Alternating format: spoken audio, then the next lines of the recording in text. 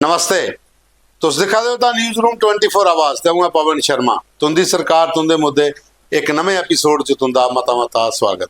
साथियों, बार्डर पर किसान जेडे वो धरने पर है, खास करिए सुचेतगढ़ आरसपुरा सैक्टर कि उनकी जमीन जी है वो एक डिच च आवा दी है, तारबंदी होनी है, डिच बननी है तो BSF ने जमीन जी है वो एक्वायर करनी है। मामला देश की सुरक्षा का भी है लेकिन दुई बखी किसाने का भी है।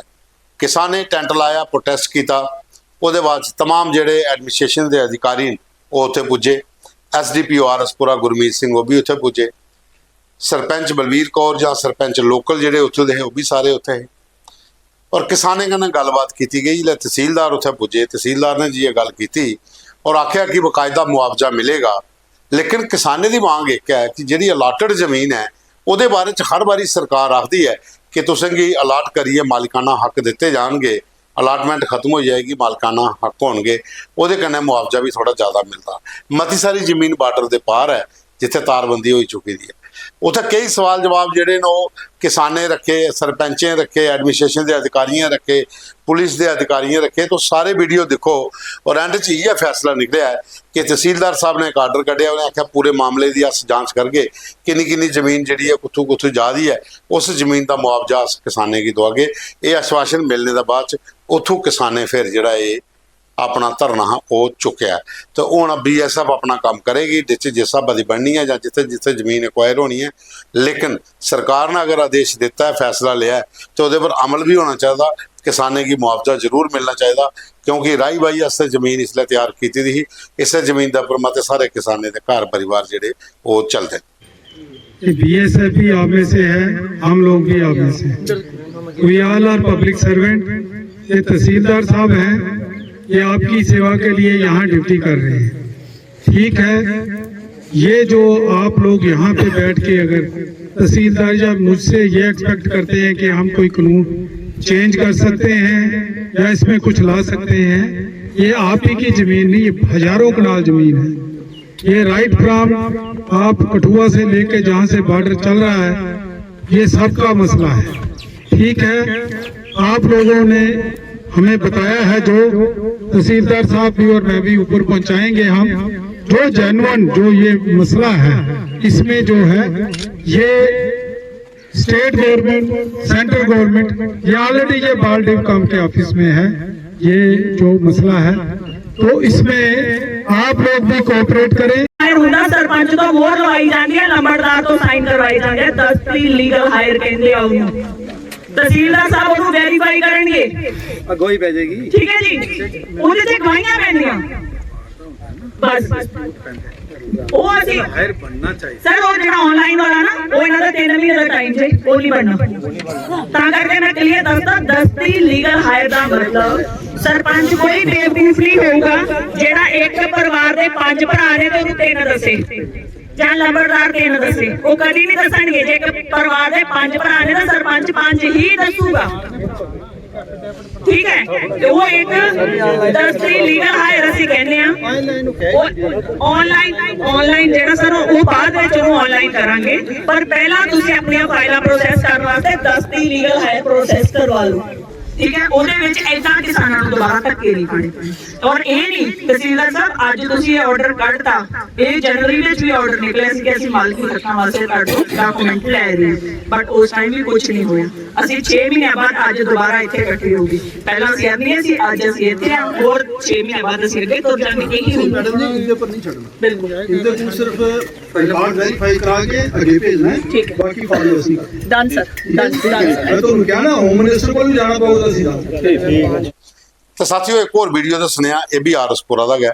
उत्थे जी बार्डर किसान यूनियन है, उस किसान यूनियन ते कन्नै जम्मू कश्मीर अपनी पार्टी के नेता जिहड़े कन्नै गए थे, उन्हें बार्डर किसाने दी जिहड़ियां समस्या है, जिहड़ियां उहदियां परेशानियां हाँ, उहदे बारे च उन्हें एक बैठक की है और उहदे बाद च उन्हें एक तो जिहड़ी अलाटमेंट जमीन है इहदा मालिकाना हक चाहिए, इहदे बारे च गल की।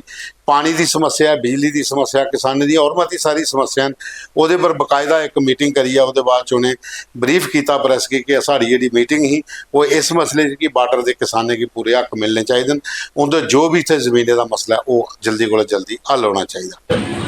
सुचेतगढ़ में हमने एक किसान यूनियन की तरफ से एक प्रोग्राम किया है जिसमें किसानों की जो मुश्किलातें थी कि वो सुनी गई हैं और बॉर्डर पे जो भी समस्या है, चाहे किसी की बिजली की है, पानी की है, और जो बॉर्डर पे अभी जो डिच बन रहा है तो उसमें काफ़ी किसानों का जो ज़मीन जो आ रही है, लेकिन सरकार इसकी तरफ कोई ध्यान नहीं दे रही है। और सरकार से हम ये मांग भी करते हैं कि जिन लोगों की ज़मीन जो है डिच में आ रही है तो उन लोगों के बारे में कुछ ना कुछ ज़रूर सोचना चाहिए। और मैं किसान यूनियन के तरफ से ब्लॉक प्रेसिडेंट होने के नाते मैं ये मांग भी करता हूँ कि किसानों के जो खासकर जो पानी की ये धान की फसल लगाने जा रहे हैं तो उसमें पानी की बहुत समस्या रहती है।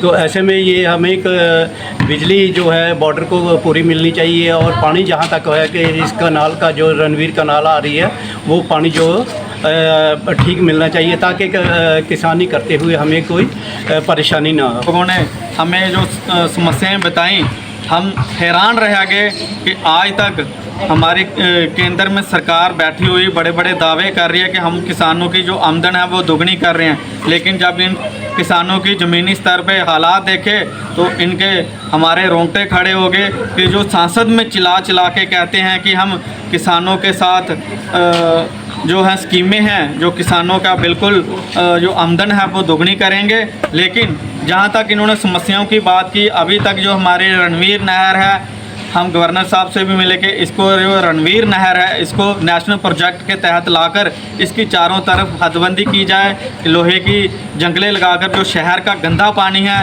वो जो गंदा पानी है वो नहर के बीच में आ जाता है और जो जितना भी वेस्टेज है शहर का कूड़ा करकट है वो उसमें फेंका जाता है। उसके बाद आपने देखा कि जो मैं किसान भाइयों से भी अपील करूंगा कि आप जो ये पेप्सीसाइड है जो स्प्रे है इसका इस्तेमाल करना बंद कर दीजिए, क्योंकि ये एक किस्म का बहुत धीमा जहर है। आप देख रहे हैं कि आज की जो हमारी जनरेशन नई पैदा हो रही है वो बिल्कुल बीमार हैं, लोग 90% लोग कैंसर से मर रहे हैं, क्योंकि ये जो स्प्रे करते हैं डोगरी च आख देना कि इसी असें ढीला ख़त्म करना या घाह ख़त्म करना।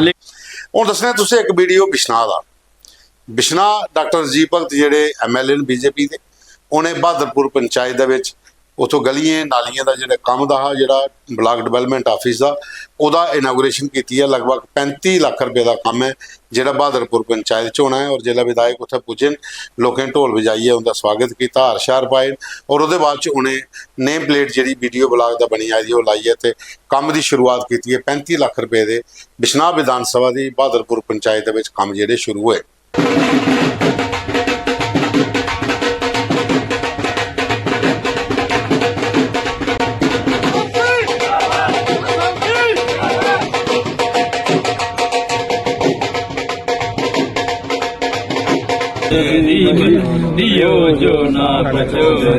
जय श्री राम, जय श्री राम। ਉਹਦੇ ਬਾਅਦ 'ਚ ਹੁਣ ਦੱਸਣਾ ਤੁਸੀਂ ਇੱਕ ਵੀਡੀਓ ਹੋਰ। ਇਹ ਵੀਡੀਓ ਹੈ ਲక్ష్ਮੀਪੁਰਮ ਚਨੌਰ ਦਾ। ਇੱਥੇ ਗਲੀਆਂ ਜਿਹੜੀਆਂ ਨਾ ਕਾਫੀ ਸਮੇਂ ਦੀਆਂ ਟੁੱਟੀ ਦੀਆਂ, ਨਾਲੀਆਂ ਦੀ ਹਾਲਤ ਵੀ ਖਸਤਾ ਹੋਈ ਹੈ। ਮਤੇ ਵਾਰੀ ਇਹ ਲੋਕ ਲਿਖੀ ਬੈਠੇ ਨੇ ਪ੍ਰਸ਼ਾਸਨ की, विधायक होरें भी मिले लेकिन अजे तोड़ी कोई काम नहीं होया। आखिर लोगों अपनी जेब च पैसे पाई है तो थोड़ी थोड़ी गलियां ते नालियां का काम शुरू करवाया।